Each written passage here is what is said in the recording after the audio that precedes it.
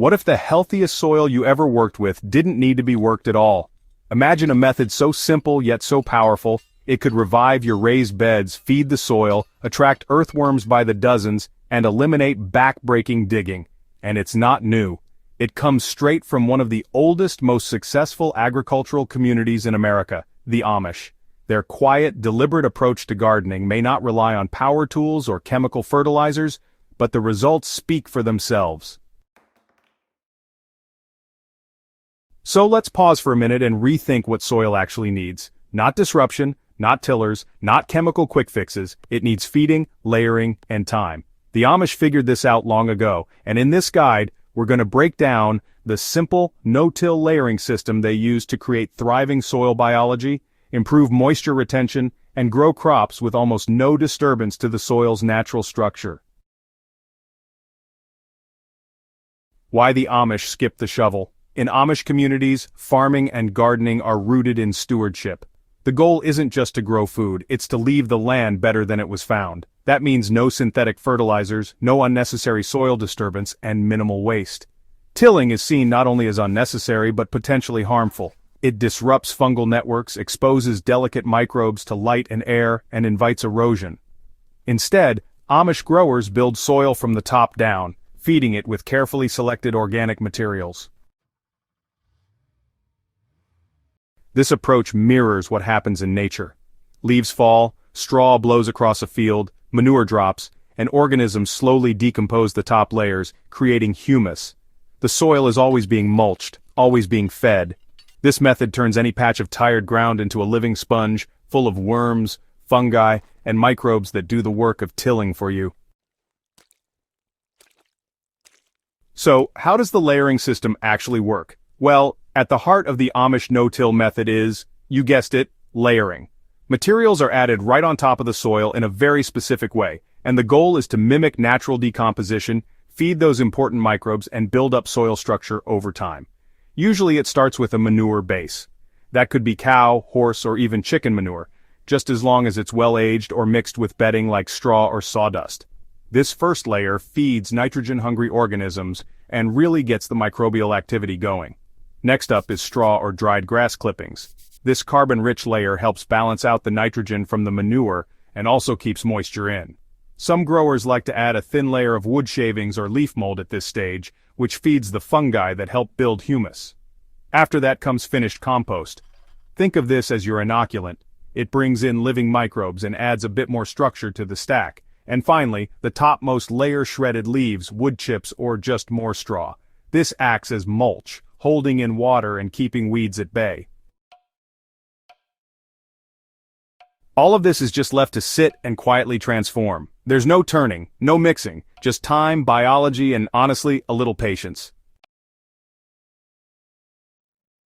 So, what are the benefits of this no-till system? Well, first off, weed suppression, moisture retention, and honestly, it's worm heaven.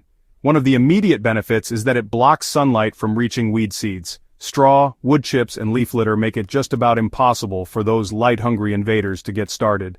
Over time, as the mulch breaks down, it improves soil structure without causing compaction. The second big benefit is moisture retention. Straw and mulch work a bit like a sponge. They soak up rain and then slowly release it to the soil below. That means your garden needs less watering and stays moist even during those dry spells. And then there are the worms. Earthworms love undisturbed layers. As they move through the soil, they feed on organic matter, improve aeration, and deposit castings, nature's most complete fertilizer. Within weeks of building a no-till bed the Amish way, you'll notice more worm activity, more fungal threads, and a richer, darker soil layer forming just beneath the mulch. How to set up a no-till Amish bed in your garden. You can build this system in raised beds, backyard plots, or even containers. Start by clearing any existing weeds or grass. If you're dealing with compacted clay or poor drainage, use a garden fork to loosen the soil gently. Not turn it, just lift and crack the surface.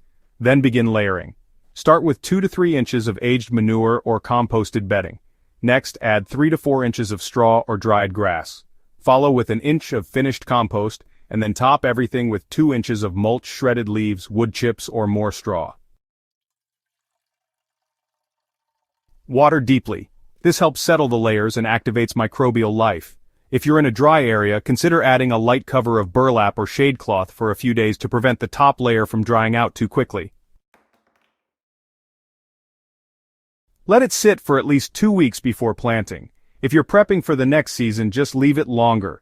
You can even sow cover crops like clover or oats into the top layer to keep the soil biologically active while the system matures. What to expect in 4 to 8 weeks. In the first month, the bed may look unchanged, but changes are happening below. Microbes are feeding, fungi are spreading, straw is softening, manure is breaking down. By week 4, you'll begin to see darker, loamier soil form beneath the mulch. By weeks 6 to 8, you'll notice faster drainage, fewer weeds, and more worm castings on the surface.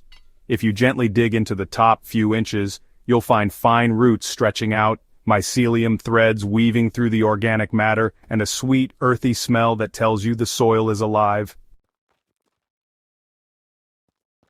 Once the bed is established, all you have to do is maintain the surface. Add more straw or mulch every few weeks, keep the bed moist, and rotate in shallow-rooted crops if you want to keep feeding the cycle. Keep the soil covered, keep it alive. The Amish understand something many modern gardeners forget. Bare soil is dying soil. Every square inch should be covered, either with plants, mulch, or a living green cover. This protects the micro-ecosystem that forms the foundation of a healthy garden. That's the secret to no-till success. Not just avoiding digging, but actively building the soil from the top down, season after season. Final thoughts: the simplicity that transforms soil. You don't need machinery, you don't need synthetic fertilizer, you don't need to stir and flip and till every year. What you need is patience, the right layers, and a commitment to feeding the soil, not just the plants. The Amish no-till system may look simple, but its impact is profound. It brings soil back to life, grows stronger plants, and teaches us that the best results often come when we step aside and let nature lead. If you found this guide helpful and you're ready to revive your soil the Amish way, hit the subscribe button and share this video with your fellow growers. At Hydro Haven, we're rediscovering the power of old methods that still work today, and the best is yet to come.